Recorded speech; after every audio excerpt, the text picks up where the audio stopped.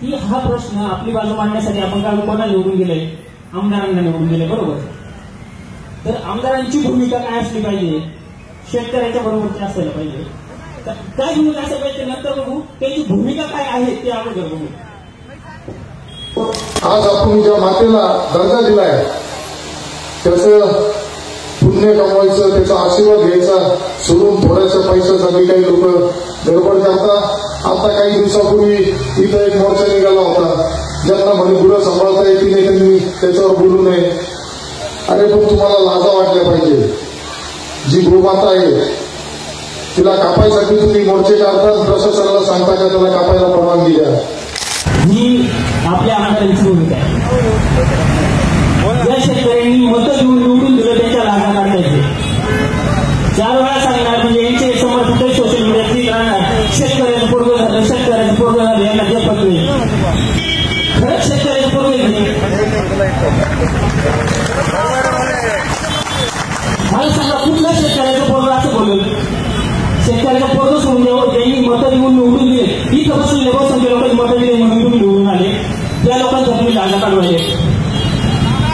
आज काहीच म्हणते या विषयावरती आम्ही. आज फक्त एवढंच म्हणणे की किमान आजच्या नंतर तुम्ही गावात जाल, शेतकऱ्यांना जाल, त्यांना भेटाल, बोलाल, विषय समजून घ्या आणि शेतकऱ्यांच्या बाजूला उभं राहा.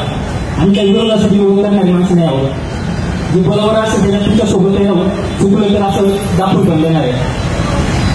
आज तुम्हाला मी विनंती करतो, म्हणजे आपल्या साहेबांना विनंती करतो आपल्या सगळ्यांच्या माध्यमातून की तुम्ही आमचे इथे बसलेले बहुसंख्य लोकांचे नातेवाईक तुम्ही शेतकऱ्याचे हे आम्हाला माहिती आहे, पण तुम्ही प्रत्यक्ष शेती करत नसाल त्याच्यामुळेच तुम्हाला हे वास्तव माहिती आहे. तुमचा कधी हात शेणात गेलेला नसेल, कदाचित तो जर शेणात गेलेला असता, कधी शेण भरलेला असतं, कधी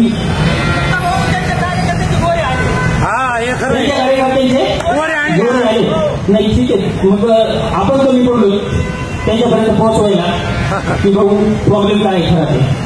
आणि दुसरं आणखी मला वाईट वाटतं की वारंवार वारकरी संप्रदायाचं नाव घ्यायचं आणि त्या वारकरी संप्रदायाच्या मंचावरून घरी खोटं बोलायचं, म्हणजे राजकारणाला वाटायला पाहिजे आपल्याला. काय ना आपण कधी म्हटलं काय आपण आपली एक तरी मागणी अर्थाची आहे का? आपण सगळे भूतदयावादी वारकरी संप्रदायाला मानणारी माणसं आहे, तिथे माळकरी मंडळी लागले.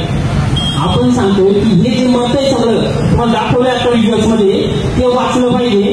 त्याच्यासाठी जरा गोशाळा वाढवा, त्याची संगोपन केंद्र वाढवा आणि त्याचं ऑडिट करा. कारण जे आहे त्याच्यावर आपला विश्वास उडाला आहे. आतापर्यंत लाखो जनावर गेलेल्या गोशाळांमध्ये आहे कुठे ते? त्या प्रश्नाचं उत्तर आहे त्यांच्याकडे. विकून खाल्ले यांनी, विकून खाल्ले का काय केले? आता ते 9 वासरांचा काय विषय? आपला मुद्दा आपलं भांडण सरकारशी मुख्य. त्यामुळे मी ठरवलं आज हे गोरक्षक वगैरे यांच्याकडे बोलायचंच नाही. ते किती लबाडे भांडे सगळ्याला कळून चुकले. वेगळं सांगायची गरज आहे का? नाही. त्यामुळे हे वेगळं सांगायची गरज नाही.